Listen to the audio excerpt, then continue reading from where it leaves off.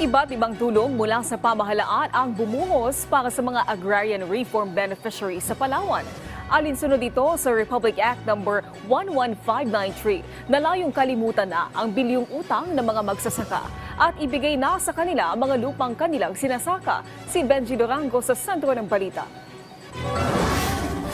Cropping season na sana ngayong Mayo, pero ganito pa rin ang itsura ng mga palayan sa Barangay Inagawan, Puerto Princesa. Rice granary ito ng lungsod pero munggo, sibuyas at pakwan ang mga tanim na isinasalba ng mga magsasaka sa init at kakulangan ng tubig. Si Mang Chudolo umaasa ngayon sa hinukay na balon at water pump na mula sa pamahalang panglungsod. Hindi ka na magtitimba, magdidilig-dilig na lang kami sa pamamagitan ng water pump ng hose.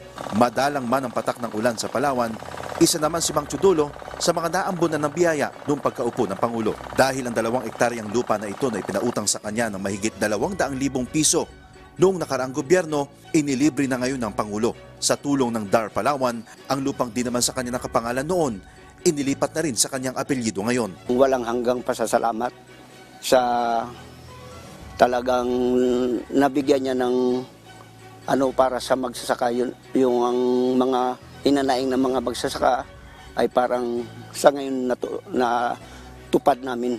Hulyo 7 nang lagdaan ng Pangulong Bongbong Marcos Jr.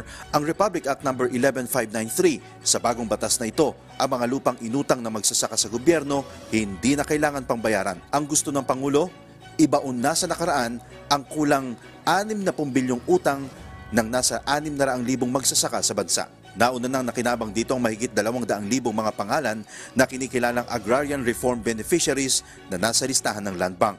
Tinatayang nasa 30,000 ang bilang ng mga magsasakang umaasa sa pagtatanim ng palay sa isla ng Palawan. Karamihan din sa kanila, sinasaka ang malalawak na lupang hindi naman sa kanila. Si Mang Edwin ng Barangay Panitian sa bayan ng Sofronio, Española, nagulat na lang din sa balita. Bukod sa utang na di na kailangang bayaran, mabibigyan na ng titulo si Edwin ng lupang minanapan niya sa kanyang mga ninuno. Tuwang-tuwa sir, siyempre naman. Oo, tuwang-tuwa talaga. Sabi ko ito na yung pagkakataon para naman siyempre mayroon na akong pinangahawakan at hindi na maangkin ng iba. Sa malalong Binasbas, Palawan, may bagong dating na sorpresa sa mga magsasaka. Isang 6-wheeler truck na pwedeng karagahan ng tao at ng mga produkto. Ang DAR Palawan namimigay ng tulad nito sa mga nasa kanilang listahan ng agrarian reform beneficiaries. Utos pa rin ng Pangulo na tulungan ng mga gaya ni Mang Lovimen na pagsasaka ang ikinabubuhay. Ipinagyabang pa niya sa akin ang regalong natanggap. So ito po yung truck? Opo.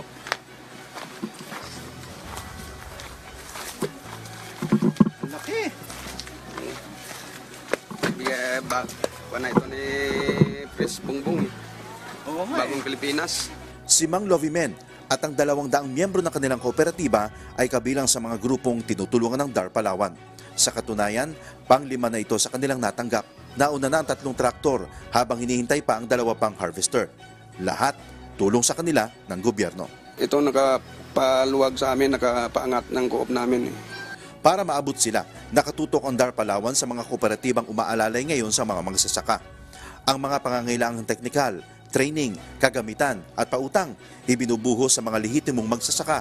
Basta ang usapan, magsikap para maiangat ang antas ng buhay ng mga miyembro nito. Kung maganda ang management, siyempre makikinabang ang members na yun naman talaga yung pinaka-end result dapat ng ating mga interventions. Sa panahong ito na pinatindi pa ng climate change, mahalaga daw ang pagtutulungan ng lahat para kahit sa anumang hamon, kayang harapin katuwang ang gobyernong anumang oras ay handang tumulong.